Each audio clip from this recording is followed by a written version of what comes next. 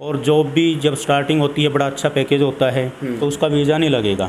तो उससे बेटर है कि +2 के बाद जाए। और ज़्यादातर स्कोप आजकल सबसे आसान जो तरीका है वो है, अगर वहाँ पर कोई वेल सेटल्ड होना चाहता है, स्टूडेंट वीज़ा। तो मेरे हिसाब से 15 साल में हमारी 15 घंटे भी बिजली नहीं गई होगी। आप बगैर किसी की मर्जी के किसी को भी टच नहीं कर सकते। अंधेरी रात में लड़की अपने घर अकेली पैदल जा सकती है। आजकल जो ट्रेंड चला हुआ है +2 के बाद मार पिटाई और ये लड़ाई झगड़े हैं ना बहुत कम होते हैं। अगर हम फ़ोन करेंगे पुलिस स्टेशन में तो उल्टा एक्शन हमारे ऊपर होगा। दोस्तों, पिछले कई दिनों से आप सोशल मीडिया पर एक शख्सियत का इंटरव्यू देख रहे हैं जो कि ऑस्ट्रेलिया में काउंसलर हैं, उन्हें पार्षद कह लीजिए, या वो खुद को सरपंच कहलवाना पसंद करते हैं। जब वो ऑस्ट्रेलिया में थे तब मेरी उनसे बातचीत हुई थी और तब उन्होंने वादा किया था कि गिल साहब, इंडिया आने के बाद सबसे पहला इंटरव्यू आपके साथ होगा। लेकिन कुछ ऐसी व्यस्तताएं हुई कि मेरे से पहले दूसरे कई पत्रकार साथी उनका इंटरव्यू कर गए। तब मैंने चहल जी को बुलाना दिया तो उन्होंने कहा, गिल साहब आपके साथ जो इंटरव्यू होगा वो सबसे अलग होगा और बिल्कुल अलग क्वेश्चनिंग हम करेंगे, आप उसकी तैयारी कर लीजिए। तो मेरे साथ हैं ऑस्ट्रेलिया में काउंसलर सुरेंद्र चहल जी। जींद ज़िले के गांव जाजवान के रहने वाले हैं और ऑस्ट्रेलिया में जाकर टैक्सी चलाई, फिर उसके बाद वहाँ पार्षद बने, बड़ा नाम कमाया। और अभी पीछे संभावना थी कि इनको वहाँ के सांसद की टिकट मिलने की संभावना थी, किसी कारण वो चूक रहेगी, लेकिन उम्मीद है कि नेक्स्ट टाइम पार्टी इस पर ज़रूर विचार करने वाली है। तो सुरेंद्र चहल जी से हम विस्तार में पूरी बातचीत करेंगे। इस बातचीत में आप ऑस्ट्रेलिया में किस तरह का माहौल है, भारत में और ऑस्ट्रेलिया में क्या अंतर है, यहाँ का रहन सहन, यहाँ का खान पान, यहाँ की जो समस्याएं हैं क्या वो ऑस्ट्रेलिया में हैं या नहीं हैं, यहाँ जैसे हमारे पुलिस महकमों में, प्रशासन में नेताओं का हस्तक्षेप होता है, क्या वहाँ भी इस तरह का होता है, हमारा जो यूथ है ऑस्ट्रेलिया, कनाडा, अमेरिका जाने को क्यों लालायित रहता है और वहाँ जाने के बाद वापस क्यों नहीं आता। इन सभी मुद्दों पर विस्तार से बातचीत करेंगे। वीडियो आपको पसंद आएगी, चैनल को सब्सक्राइब करें, वीडियो को शेयर करें। मैं आपका दोस्त करमपाल गिल और विस्तार से बात करते हैं। सुरेंद्र जी नमस्ते। नमस्कार करमपाल जी। हम काफ़ी लेट हो गए। कोई बात नहीं। तो पड़ताल टीवी के सभी दर्शकों को मेरी राम राम जी। तो अपना तो बात हुई थी जब ऑस्ट्रेलिया में ही थे, आपने कहा था 2 दिन बाद चलने वाला हूँ और पहला इंटरव्यू आपके साथ ही करेंगे। हाँ बिल्कुल, बस वो क्या है कि सब लोगों को पता चल गया जी, और कोई न कोई तो पहल कर ही लेता है जी। बिल्कुल। तो आप थोड़ा पीछे रह गए, उसमें मेरा भी थोड़ा कसूर है कि हमारी मुलाकात नहीं होने पाई। जी, कोई बात नहीं। और चलो आज हम जो बात करेंगे और मुझे उम्मीद है कि दर्शकों को बात अच्छी लगेगी, पसंद आएगी वो वीडियो। पहला सवाल सुरेंद्र जी हम ये करते हैं कि हमारे यहाँ जैसे आजकल युवाओं में पिछले 4-5 साल से विदेश जाने की बड़ी होड़ लगी हुई है। हर कोई बच्चा, पहले तो क्या था कि BA MA करने के बाद विदेश जाते थे, लेकिन आजकल के जो बच्चे हैं +2 करते ही विदेश जा रहे हैं। तो मतलब ऐसा किस चीज़ के स्कोप है वहाँ, बच्चा कौन सी क्लास की पढ़ाई करके जाए, +2 के बाद ही जाए या BA के बाद जाए, और जाए तो ऑस्ट्रेलिया में किस चीज़ का ज़्यादा स्कोप है? हाँ देखो गिल साहब, सबसे ज़्यादा जो इम्पोर्टेंट है कि बच्चा वहाँ पे जो जाता है पढ़ाई के लिए जाता है, और सबसे अच्छा ऑप्शन भी यही है जी। और +2 के बाद सबसे बेस्ट है। एक तो क्या है कि बच्चा 18-19 साल का होता है जी, और 5-4 साल में 25-26 की साल तक या 30 साल तक वो वेल सेटल्ड हो जाता है। यहाँ से BA करते हैं, ग्रेजुएशन करते हैं या दूसरे कोर्सेज करते हैं, उससे बेटर है कि +2 के बाद जाए। और ज़्यादातर स्कोप आजकल जैसे कोई भी बच्चा जाए तो उसको जाने से पहले ये देखना चाहिए कि किस चीज़ में उसकी परमानेंट रेजिडेंसी हो सकती है, किस में उसका स्कोप है। तो इसलिए मैं बच्चों को ये गाइड करता हूँ कि कोई भी पूछता है तो जैसे BSc नर्सिंग करते हैं बच्चे +2 के बाद, तो उसमें इस टाइम वो नंबर 1 पे है। अच्छा। और PR होने के, परमानेंट होने के बहुत ज़्यादा चांस हैं उसके अंदर। और जॉब भी जब स्टार्टिंग होती है बड़ा अच्छा पैकेज होता है, अच्छे स्कोप होते हैं, जॉब की कोई कठिनाई नहीं आती। बच्चा 1 साल की पढ़ाई करता है, उसके दौरान भी उसकी जॉब लग जाती है अपने फील्ड में और उसका एक्सपीरियंस बनता है। तो ये सबसे अच्छा ऑप्शन है। और मैं तो कहूँगा कि +2 के बाद ही जाना चाहिए बच्चे को, क्योंकि वैसे तो ग्रेजुएशन के बाद भी जा सकते हैं, पोस्ट ग्रेजुएशन के बाद भी जा सकते हैं, लेकिन जितना जल्दी जाएगा उतना जल्दी वहाँ के सिस्टम के बारे में पता चलेगा और उतना ही जल्दी वो वेल सेटल्ड होगा। जी। तो आपने बताया जैसे BSc नर्सिंग वहाँ सबसे बेस्ट है, तो BSc नर्सिंग जैसे हमारे यहाँ जो बच्चा जैसे उसने +2 आर्ट्स से की है, ह्यूमैनिटीज़ से, या नॉन मेडिकल से की है, कॉमर्स से, या सिर्फ मेडिकल वाला कर सकता है या दूसरे स्ट्रीम वाला भी मतलब बीएससी नर्सिंग कर सकता है? हाँ नहीं, देखो ये सारी चीज़ें हैं इमिग्रेशन की वेबसाइट पे, हर यूनिवर्सिटी की उस पे वेबसाइट पे भी हैं, वहाँ पे भी चेक कर सकते हैं। जैसे पहले बोलते थे कि +2 मेडिकल होना चाहिए नर्सिंग करने के लिए, लेकिन अभी मेरे छोटे भाई का बेटा गया है मेरे पास 2 महीने पहले, और यहाँ उन्होंने इमिग्रेशन एजेंटों से बात की थी, वो भी बोल रहे थे कि इसमें नहीं हो सकता नर्सिंग में। और उसका कारण ये है कि जो भी इमिग्रेशन एजेंट होते हैं वो ज़्यादातर ये देखते हैं कि उनको कमीशन किस चीज़ में ज़्यादा मिलता है, और बाद में फिर बच्चे कोर्स करते हैं, उनकी फ़ीस ख़राब होती है, उनको तो कमीशन मिलेगा, लेकिन बच्चों को कोर्स करने में एक कोर्स से दूसरे में जाएंगे, 5-7 महीने ख़राब होते हैं, पैसे भी बर्बाद होते हैं। तो इसलिए जाने से पहले ये वेबसाइट पे जाके देख लेना चाहिए कि किस यूनिवर्सिटी में किस कोर्स की क्या कंडीशन है। जैसे वो मेरा भतीजा था, वो नॉन मेडिकल में गया है, और यहाँ पर हर किसी ने बोला था कि उसका बीएससी नर्सिंग में एडमिशन नहीं हो सकता, लेकिन उसका हुआ, कोई दिक्कत नहीं आई।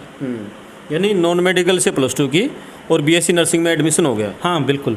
और यदि वो एमबीबीएस में एडमिशन लेना चाहता तो वहाँ पर? नहीं, एमबीबीएस का अलग है, उसमें क्या है कि एक तो मेरिट ज़्यादा बनती है, कंपटीशन ज़्यादा है, और मेडिसिन में भी जा सकते हैं, लेकिन आगे उन बच्चों को दिक्कत आती है कि इंटर्नशिप नहीं मिलती।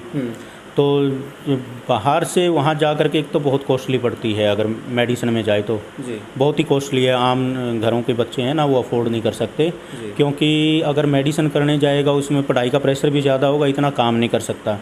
दूसरे जो कोर्सेज हैं जैसे नर्सिंग वगैरह, इसमें पढ़ाई के साथ साथ वो दूसरे काम भी कर सकते हैं, तो इसलिए थोड़ा फाइनेंशियल सपोर्ट भी मिल जाती है बच्चे को। और जैसे बताया कि उनको कोई भी प्लेसमेंट है उसकी कोई दिक्कत नहीं आती नर्सिंग वगैरह की, लेकिन मेडिसिन में जाता है ना, तो बाहर वाले बच्चों को इंटर्नशिप जो होती है डिग्री पूरी करने के बाद वही नहीं मिलती, तो बहुत कठिन है। तो जैसे कि आपने बीएससी नर्सिंग की बात की, आजकल जैसे जो बच्चे कनाडा में जाते हैं वो मैक्सिमम आईटी में एडमिशन लेते हैं, अमेरिका में भी आईटी में है, आजकल साइबर का भी है। तो क्या नर्सिंग के अलावा इनका आईटी में और साइबर में इस तरह का इनके में स्कोप है ऑस्ट्रेलिया में कुछ?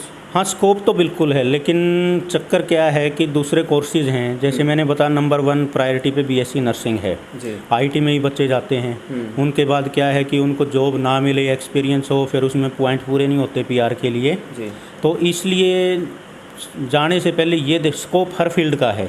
किसी भी फील्ड में कोई भी बच्चा बहुत अच्छा करता, अपना 100% देता है और अच्छी नॉलेज होती है तो जॉब वगैरह तो मिल जाती है, लेकिन बात है परमानेंट रेजिडेंसी की, क्योंकि परमानेंट रेजिडेंसी के बाद बहुत सारे बेनिफिट मिलते हैं, और एक तरह से बच्चा के दिमाग में ये नहीं होता कि उसे वापस जाना पड़ सकता है, तो वो दिमाग से निकल जाते हैं कि हाँ यहाँ पे परमानेंट रेजिडेंसी हो गई, तो उसके हिसाब से वो रह सकता है। एक आम घर का बच्चा जो यहाँ से सपोज करो +2 के बाद जाता है और बीएससी नर्सिंग में एडमिशन लेता है, तो कितना खर्चा हो जाता है और वो कितने दिन बाद कमाना शुरू कर देता है, और कमाता है तो कितनी कमाना शुरू कर देता है? हाँ देखो, वो तो हर बच्चे पे डिपेंड करता है, जैसे हर कोर्सेज़ की अलग अलग फ़ीस है। बीएससी नर्सिंग में जैसे मेरा भतीजा गया, अलग हर यूनिवर्सिटी की अलग अलग फ़ीस है, $2-4,000 ऊपर नीचे होती है, तो अराउंड 35,000 to 40,000, तो $35-40,000 एक साल की फ़ीस होती है। तो उसका मतलब 20-22 लाख रुपए एक साल की फ़ीस है, और 3 साल का कोर्स है। तो उसमें क्या है कि अगर टोटल कोर्स निकालें तो 50-60 लाख रुपए, 60-70 लाख रुपए के आसपास टोटल कोर्स आती है। लेकिन उसके लिए कंडीशन है कि आपके पास फ़ंड होने चाहिए अकाउंट में, पेरेंट्स के अकाउंट में या ग्रैंड पेरेंट्स हैं उनके अकाउंट में आपके फ़ंड होने चाहिए। उसके बेस पे ही यूनिवर्सिटी सीओई देती है कि ये बच्चा फ़ीस अफोर्ड कर भी सकता है या नहीं कर सकता। तो बहुत सारी कंडीशन हैं। उसके साथ साथ जो आईलेट्स का या पीटी इंग्लिश का टेस्ट होता है, तो उसमें भी 7+ का स्कोर होना चाहिए इंडिविजुअली हर उसके अंदर। तो ये आपने ये बताया कि जैसे बच्चे का स्कोर अच्छा होना चाहिए और 18-20 लाख रुपए इतना खर्चा आ जाता है। तो जो बच्चे जैसे आपने बताया कि वो काम कर सकते हैं 1 साल के बाद, तो वो जो काम करते हैं किस तरह का काम बच्चों को वहाँ मिलता है? वहाँ पे हर तरह के काम हैं। यहाँ की तरह नहीं है कि कोई काम छोटा है कोई बड़ा है, तो बच्चे को जहाँ पर भी काम मिले वहीं पर कर लेना चाहिए स्टार्टिंग में, क्योंकि एक बार शुरू करने के बाद, क्योंकि नया नया बच्चा होता है तो शुरू करने में थोड़ी कठिनाई आती है, एरिया का ज्ञान नहीं होता, तो वहाँ के माहौल का ज्ञान नहीं होता। तो हर तरह के काम हैं, चाहे गाड़ी चला लो, डिलीवरी का काम कर लो, टैक्सी का, जैसे क्या है कि साउथ ऑस्ट्रेलिया के अंदर 6 महीने का साउथ ऑस्ट्रेलिया का लाइसेंस का होना बहुत ज़रूरी है, तो उसको बनने में तकरीबन टैक्सी का लाइसेंस बनवाए कोई बच्चा, और उससे पहले इंडिया का लाइसेंस भी होना चाहिए उसके पास, और उसकी एज भी 20 साल से ज़्यादा की होगी, तो ही उसका डायरेक्ट साउथ ऑस्ट्रेलिया का लाइसेंस बन सकता है। तो दूसरे काम कोई भी डिलीवरी का है, किसी रेस्टोरेंट में है, कार वाश पे है, किसी भी तरह का काम है, कोई भी मिले, वहाँ पे कोई भी काम छोटा बड़ा नहीं है, क्योंकि स्टार्टिंग में बच्चे को खर्चे निकालने मुश्किल होते हैं, फीस भी निकालनी है, और जैसे जैसे उसका टाइम बीतता जाता है उसको पता चल जाता है कि कौन से काम में वो पैसे भी कमा सकता है और अपनी पढ़ाई भी डिस्टर्ब ना हो, तो वो डिसाइड कर सकता है। तो स्टार्टिंग में तो जो भी काम मिले, मुझे नहीं लगता कि कोई भी काम करने में संकोच होना चाहिए। एक हम कोई भी काम छोटा बड़ा नहीं, वहाँ कोई छोटा बड़ा नहीं है। एक हम ये और देख रहे हैं कि जो बच्चे ऑस्ट्रेलिया एक बार पहुँच जाते हैं या अमेरिका कनाडा विदेश में चले जाते हैं, फिर वो वापस आने का नाम ही नहीं लेते। ऐसा मतलब क्या चीज़ है वहाँ पर, क्या चीज़ उनको पसंद आती है, क्या वहाँ का आकर्षण है, थोड़ा ये बताइए कि क्यों नहीं, मतलब यहाँ में और वहाँ में ऐसा क्या अंतर है? देखो, अंतर तो बहुत सारा है। एक तो वहाँ का जो सिस्टम है, लाइफस्टाइल है, वो यहाँ सोच भी नहीं सकते। सिस्टम तो यहाँ भी बढ़िया है, लेकिन सिस्टम को लागू करने वाले जो लोग बैठे हैं वही सिस्टम को ख़राब करते हैं। कितना करप्शन है, कितना भेदभाव है, जात पात है, धर्म है, और इस पे ही लड़ाई झगड़े यहाँ पे होते रहते हैं। वहाँ पर इस तरह का कुछ भी नहीं है। वहाँ जात पात का इस तरह कुछ नहीं, बिल्कुल जात पात मैंने तो वहाँ पे देखो, गोरे लोग हैं, उनके बीच में कभी देखा ही नहीं कि ये खाती है, ये सुनार है, ये जाट है, ये वो है, ठीक है ना, सब इंसान हैं और किसी भी तरह का भेदभाव नहीं है जी। तो क्या गोरे लोग जो हम इंडियन यहाँ से जाते हैं उनसे कुछ भेदभाव करते हैं? अगर भेदभाव करते तो मैं वहाँ सरपंच बनता। जब मैंने इलेक्शन लड़ा जी, तो मेरे एरिया में 92 देशों से आए हुए लोग थे उस टाइम। अब तो 112, 13, 15 कंट्रीज़ के हो चुके हैं, क्योंकि सिटीजनशिप सेरेमनी होती है ना, उसमें हमें पता चल जाता है, हम करवाते हैं कि ये किस कंट्री की इसकी बैकग्राउंड है। तो उस हिसाब से हमारी काउंसिल में रिकॉर्ड होता है, उससे पता चल जाता है कि इस टाइम हमारी काउंसिल के एरिया के अंदर कितने कंट्री से आए हुए लोग रहते हैं जी। तो इसलिए भेदभाव की तो मुझे नहीं लगता कुछ भी है। और मेरे को चुनाव में खड़ा करने वाला आप सोच भी नहीं सकते कि वो बंदा इंग्लैंड से आया हुआ था।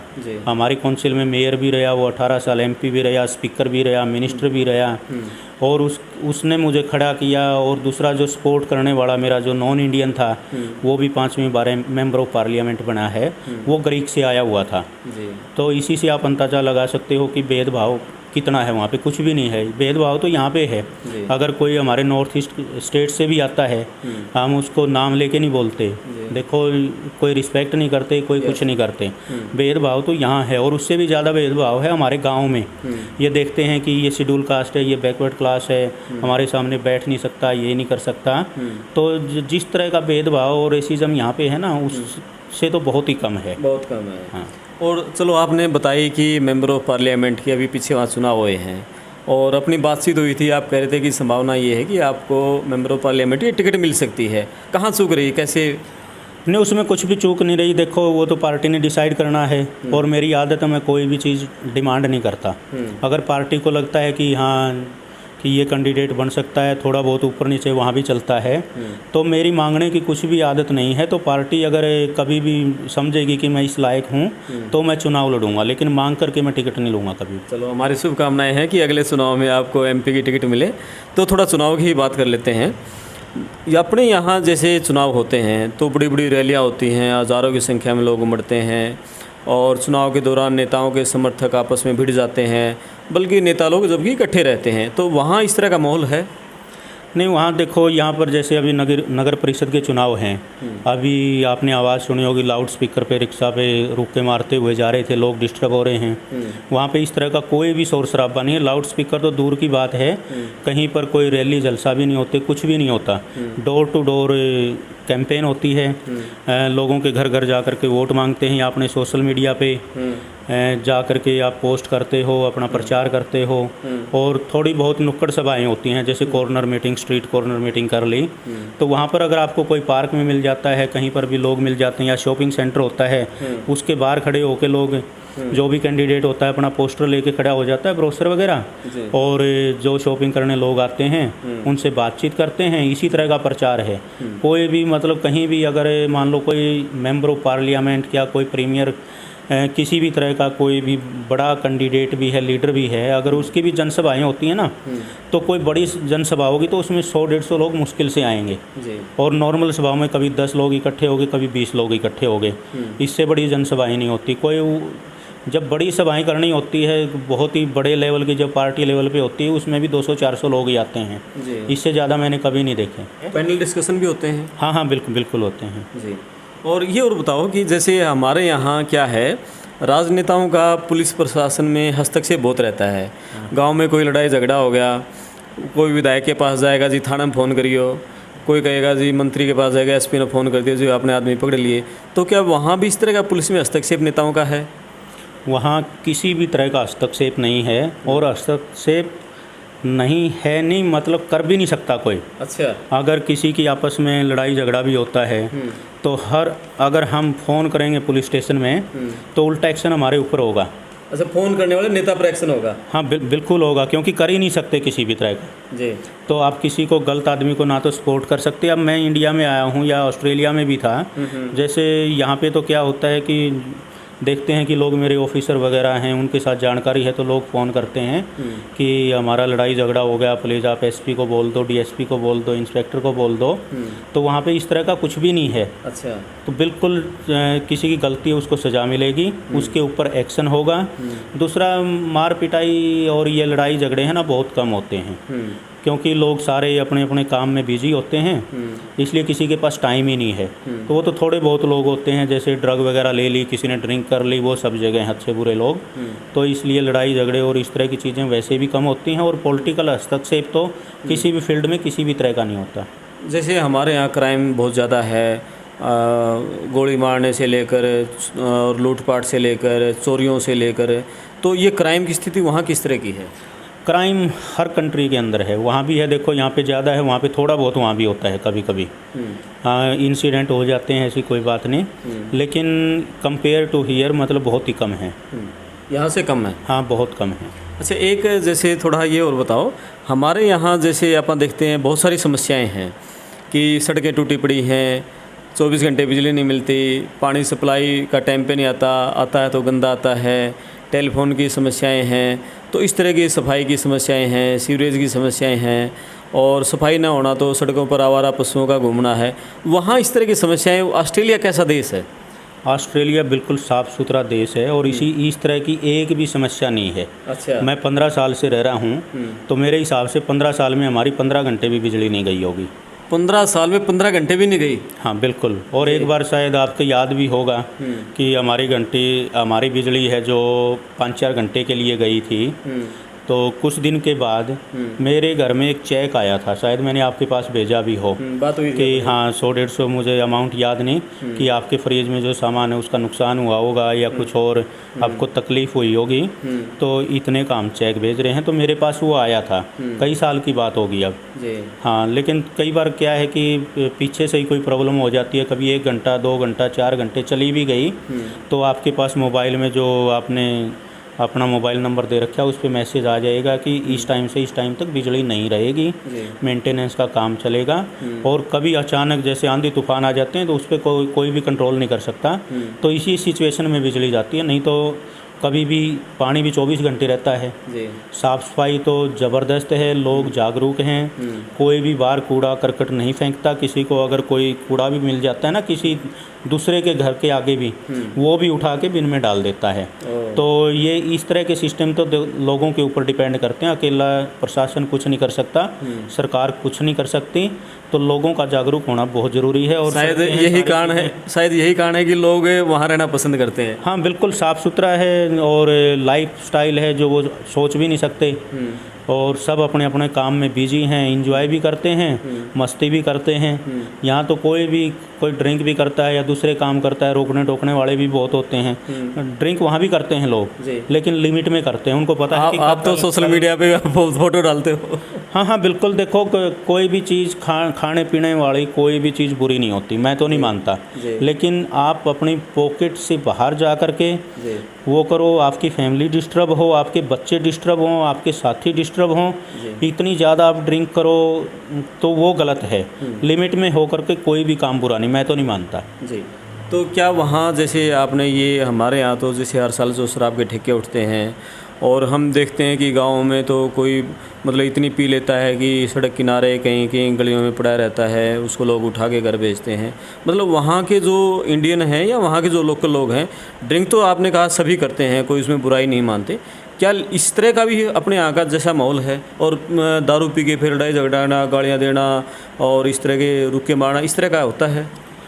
ये देखो, कभी कभी वहाँ भी होता है, लेकिन ये नहीं है कि आप दारू पी के बाहर निकल के रुक के मारो। ये क्या है कि सिटी में नाइट क्लब वगैरह हैं, वहाँ पे लोग वीकेंड पे जाते हैं, ज़्यादा पी भी लेते हैं, ड्रग भी ले लेते हैं। तो ड्रग और ड्रिंक दोनों कर लेते हैं ना, फिर दिमाग काम नहीं करता, तो छुटपुट घटनाएं हो जाती हैं। लेकिन वो इतनी ज़्यादा सीरियस भी नहीं है, क्योंकि लोग अपने आप जो समझदार हैं वो अवॉइड भी करते हैं वहाँ जाने से। और ज़्यादातर वो नाइट लाइफ है ना, वहाँ पे तो किसी भी कंट्री में चले जाओ, थोड़ी बहुत छुटपुट घटनाएं हो ही जाती हैं। जी। और हमने जैसे शुरू में बात हुई थी, हमने वीडियो की स्टार्टिंग में कहा था कि हम ऑस्ट्रेलिया के दर्शन कराएंगे और हर एक वो चीज़ पूछेंगे कि जो यहाँ और वहाँ में क्या अंतर है। हम अपने यहाँ देश में देखते हैं कि हमारे यहाँ आज भी लड़कियों से भेदभाव होता है और कन्या भ्रूण हत्या का हरियाणा पे एक बहुत बड़ा दाग है। लड़कियों की संख्या बहुत कम है। हम बसों में और रेलों में अक्सर लड़कियों पर छीटाकशी की शिकायतें अक्सर मिलती रहती हैं और इस तरह की शिकायतें अक्सर बहुत सारी जो जागरूक लड़कियां हैं वो मतलब पुलिस में भी कर देती हैं, पेरेंट्स को बताती हैं। तो वहाँ औरतों के साथ, लड़कियों के साथ किस तरह का व्यवहार मतलब होता है? उस देश के अंदर लड़के लड़कियों में कोई फ़र्क नहीं है। लड़कियां सारे काम करते हैं, लड़के भी सारे काम करते हैं। कोई काम बता छोटा बड़ा नहीं। लड़कियां बस भी चलाती हैं, टैक्सी भी चलाती हैं, दूसरे काम भी करती हैं, सब तरह के काम करती हैं। लेकिन एक अनुशासन है, आप बगैर किसी की मर्जी के किसी को भी टच नहीं कर सकते। अंधेरी रात में लड़की अपने घर अकेली पैदल जा सकती है। तो किसी भी तरह का कोई भी इस तरह का कुछ भी नहीं है। अगर कोई गलत काम करेगा तो उसके बचने का भी कोई तरीका नहीं है। कोई भी सिफारिश करके या दूसरे तरीके से उसको बचा नहीं सकता। बहुत ही सेफ कंट्री है। और ख़ासकर लड़कियों के लिए तो बिल्कुल भी किसी लड़का हो या लड़की हो, बगैर उसकी मर्जी के कोई भी किसी को टच भी नहीं कर सकता। और बाकी और चीज़ें करने की तो बहुत ही दूर की बात है। और ऑस्ट्रेलिया में जैसे कोई रोज़गार के लिए जाना चाहे या मेरे जैसा कोई घूमने के लिए जाना चाहे या कोई जैसे वहाँ वर्क वीज़ा लगवाना चाहे, तो वहाँ जाने के लिए, वीज़ा लगवाने के लिए सबसे आसान माध्यम, सबसे आसान रास्ता कौन सा है? नहीं, देखो, जो भी कैपेबल होता है घूमने के लिए भी मैं बताऊं, उसकी सारी चीज़ें चेक करते हैं, फाइनेंशियल बैकग्राउंड देखते हैं। अगर किसी के अकाउंट में 1 लाख रुपए भी नहीं है और इनकम 10,000 रुपये की महीना की भी नहीं है, तो पता है ना ये घूमने के लिए नहीं आ रहा, तो उसका वीज़ा नहीं लगेगा। तो उसकी पोजीशन अच्छी होनी चाहिए। वेल सेटल्ड जो होते हैं ना, उनके टूरिस्ट वीज़ा बहुत लगते हैं। लेकिन वो सारी चीज़ें उसी पे डिपेंड करती हैं कि उसका बैंक बैलेंस कितना है, प्रॉपर्टी कितनी है, किस तरह का वो बिज़नेस करता है या जॉब करता है। तो उसी बेस पे डिसाइड होता है कि उसका वीज़ा लगेगा या नहीं लगेगा। कोई भी वहाँ पर कोई भी नेता या कोई भी अधिकारी, किसी के हाथ में ये नहीं है कि किसी का वीज़ा लगवा दे। थोड़ा ये होता है, स्पोर्टिंग लेटर हम भेज सकते हैं कि हम इनवाइट कर रहे हैं, लेकिन उस लेटर की भी तभी वैल्यू है जब जो आने वाला है बंदा उसकी फाइनेंशियल पोजीशन अच्छी होगी, वो अच्छे पोजीशन पे होगा, तभी वीज़ा लगता है। और बिज़नेस वीज़ा का भी प्रावधान है, उसमें बहुत सारी कंडीशन हैं कि इतने करोड़ का उसका टर्नओवर होना चाहिए सालाना, इतने साल से उसका काम होना चाहिए। ये सारी चीज़ें इमिग्रेशन की वेबसाइट पे हैं। तो बिज़नेस वीज़ा का भी प्रावधान है, लेकिन बड़ा मुश्किल है।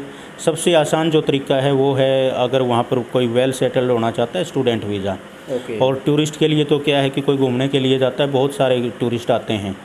ऐसी बात नहीं कि वीज़े नहीं लगते, लेकिन वीज़े लगते हैं उसकी पोजीशन देख करके। कोई सिफारिश से किसी का भी कोई वीज़ा नहीं लगता जी। और एक अपने यहाँ इंडिया में कहें और हमारे हरियाणा में पोल्यूशन एक बहुत बड़ी समस्या है, चाहे वो एयर पोल्यूशन कहें या हम साउंड पोल्यूशन कहें। और हमारा दिल्ली का और हमारा जींद शहर का ही देख लें, और हरियाणा में जींद के अलावा और बहुत सारे रोहतक है, यहाँ का जो वायु गुणवत्ता सूचकांक है, एयर क्वालिटी इंडेक्स है, बहुत मैक्सिमम टाइम में अनहेल्दी रहता है और वेरी पुअर रहता है। तो वहाँ का एटमॉस्फेयर किस तरह का है, वहाँ का वातावरण, और क्या वहाँ भी यहाँ की तरह माहौल है? ना ना, बिल्कुल भी नहीं। पोल्यूशन तो है ही नहीं किसी भी तरह का। ना एयर पोल्यूशन है, ना वॉइस पोल्यूशन है, किसी भी तरह का कोई पोल्यूशन नहीं है। बिल्कुल साफ़ सुथरा है। आपकी मर्ज़ी है कि आप एक हफ्ते में कपड़े धो तो धो लो, नहीं तो वो धोने की ज़रूरत भी नहीं है आपको। अच्छा। बहुत ही साफ़ सुथरा देश है। और आसमान में तारे और नीला आसमान जो वहाँ पे मैंने देखा ना, यहाँ तो कहीं भी नहीं देखा मैंने। इतना साफ़ सुथरा होता है। एक आपने जैसे लंबे समय तक टैक्सी चलाई है, तो यहाँ तो हमारे क्या करते हैं, जैसे बाज़ार में गए हैं, सड़क पे ही अपना गाड़ी खड़ी की, अंदर दुकान पे ख़रीदारी करने चले गए, वहाँ के और यहाँ के ट्रैफिक सिस्टम में क्या आपको अंतर नज़र आया? ट्रैफिक रूल हैं जो इंडिया है और ऑस्ट्रेलिया है, सब जगह एक जैसे होते हैं जी। लेकिन वो डिपेंड करता है कि वहाँ के लोगों पर, वहाँ के सिस्टम पर वो उसको लागू करवाते हैं या नहीं करवाते। वहाँ पर कहीं भी गाड़ी पार्क करनी है बगैर पार्किंग के आप पार्क नहीं कर सकते। अगर पार्क करोगे तो कोई भी इंस्पेक्टर आएगा तो आपको फ़ाइन दे जाएगा और वो फ़ाइन आपको भरना पड़ेगा। तो रूल रेगुलेशन से चलता है। किसी भी तरह का ये नहीं है कि आपने सड़क के बीच में गाड़ी खड़ी कर दी और पार्क करके चले गए। किसी का ट्रैफिक, दूसरे ट्रैफिक को कोई प्रॉब्लम आ रही है तो फ्लो होना चाहिए वहाँ पर पे, और जो पार्किंग है उसी में ही आप पार्क कर सकते हो। तो अगर कोई भी गलत काम करता है तो वहाँ पे फ़ाइन मिलता है उसको। तो जो लाल बत्ती है इनको क्रॉस कर देते हैं, सड़क पर मान लिया कोई किसी के साथ भिड़ंत होगी और फिर मान लिया पुलिस पकड़ लेती है, कोई सिफारिश करवाते हैं, तो इस तरह का उसमें क्या है? ना ना, सिफारिश वगैरह तो कुछ है ही नहीं। अगर एक्सीडेंट भी हो जाता है ये देखते हैं, पता चल जाता है कि गलती किसकी है। उसमें क्या होता है कि दोनों ड्राइवर बाहर आते हैं, आपस में बात करते हैं, सॉरी बोलते हैं जिसकी गलती होती है, और एक दूसरे का ड्राइविंग लाइसेंस जो है वो एक्सचेंज करते हैं, डिटेल देते हैं एक दूसरे को। कोई भी एक्सीडेंट होने के बाद भाग नहीं सकता। अगर भागता है तो उसका अलग से क्राइम है और उसकी अलग से फ़ाइन वगैरह है, जुर्माना है और पनिशमेंट है। बिल्कुल साफ़ सुथरे तरीके से होता है। एक्सीडेंट तो सब जगह हो जाते हैं लेकिन एक दूसरे के डिटेल, अगर $3000 से ज़्यादा का कोई एक्सीडेंट लगता है कि हो रहा है तो पुलिस को कॉल करनी पड़ती है। और ट्रैफिक कहीं पे ब्लॉक हो रहा है तो आप पुलिस को कॉल कर सकते हो ताकि ट्रैफिक का फ्लो बना रहे। नहीं तो आपको पुलिस को भी कॉल करने की ज़रूरत नहीं। अगर $3000 से कम का नुकसान है आपकी दोनों गाड़ियों में तो उसके लिए ऑनलाइन रिपोर्ट होती हैं। पुलिस रिपोर्ट करवाओ, उसके बाद दोनों क्या करेंगे, अपनी अपनी इंश्योरेंस कंपनी से बात करेंगे और उसी के अनुसार इंश्योरेंस कंपनी जिस ड्राइवर की गलती है उसको थोड़ा प्रीमियम वगैरह देना पड़ता है। एक्सेस बोलते हैं उसको, कि $500, $400, $700 उस कंपनी को दे के बाकी जितना नुकसान होता है वो इंश्योरेंस कंपनी दूसरे ड्राइवर के जो इंश्योरेंस कंपनी है उससे संपर्क करके और उसकी गाड़ी को रिपेयर वगैरह करवाते हैं। तो किसी भी तरह का कोई झगड़ा नहीं होता, कुछ भी नहीं होता। तो सब कुछ कानून के हिसाब से होता है। और एक और बताइए कि जैसे यहाँ तो पब्लिक ट्रांसपोर्ट है, चाहे बसों की बात कर लें, रोडवेज़ की बसें या रेलवे की बात कर लें, कई तो हम स्टेशन पर जाते हैं तो कोई रेल 24 घंटे तक लेट होती है, बसें तो टाइम पर आती नहीं, आधा घंटा 1 घंटा लेट है। वहाँ ट्रांसपोर्टेशन का इस तरह का क्या देरी का सिस्टम है? मान लिया देर हो जाती है तो फिर क्या होता है?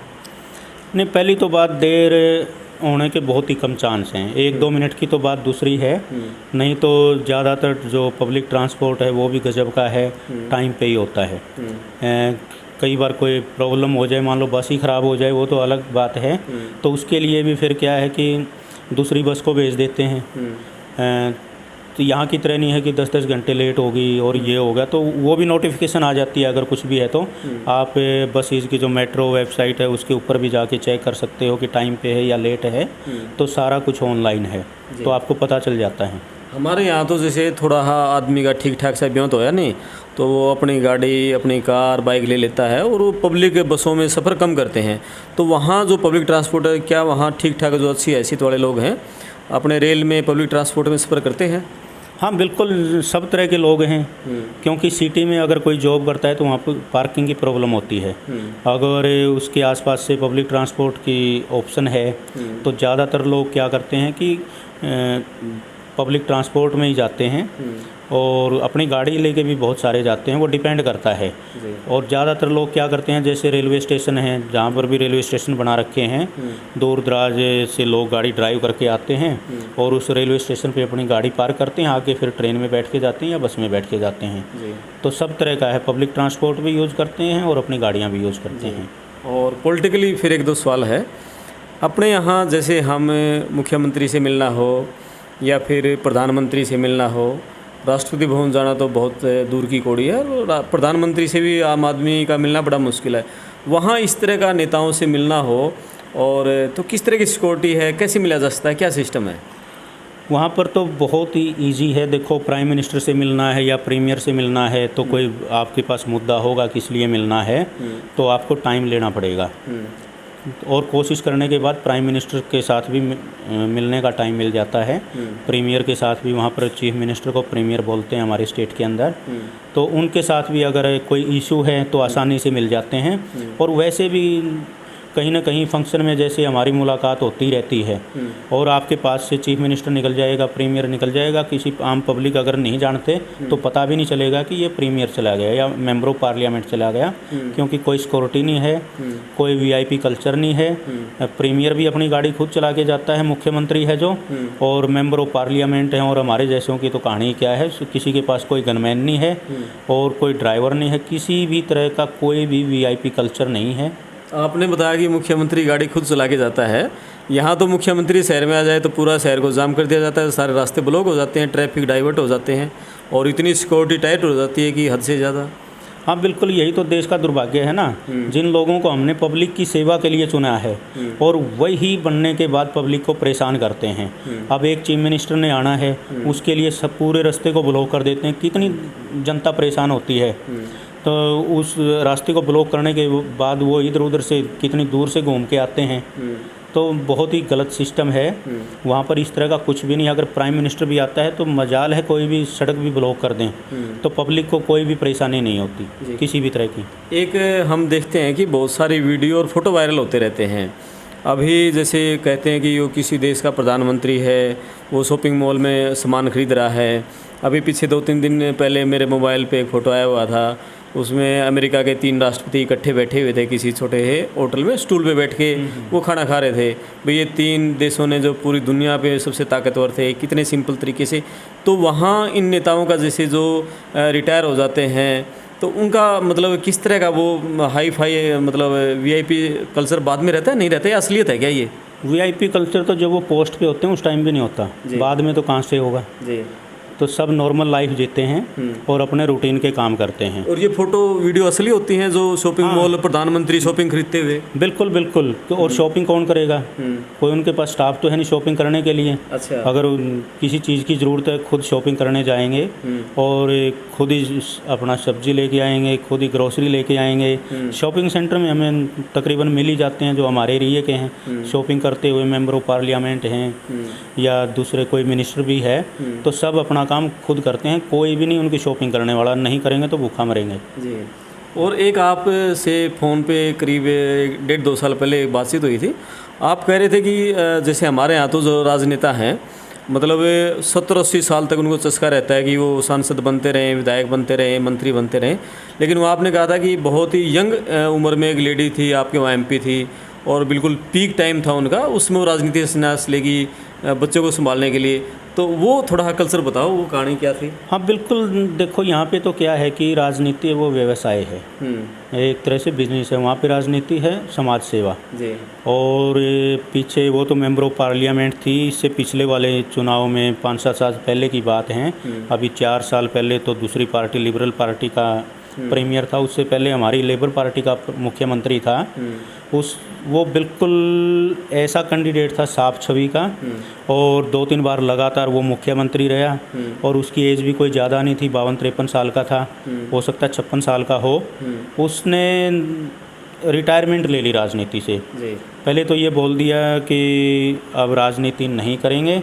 इलेक्शन लड़ा, उसमें भी वो जीता था जब उसने राजनीति से संन्यास लिया। बाद में MLA बना हुआ था वो, उसके बाद उस पद से भी रिज़ाइन दे दिया और बोल दिया कि अब मैंने बहुत कर लिया, अब मैं अपने बच्चों को टाइम दूंगा जी।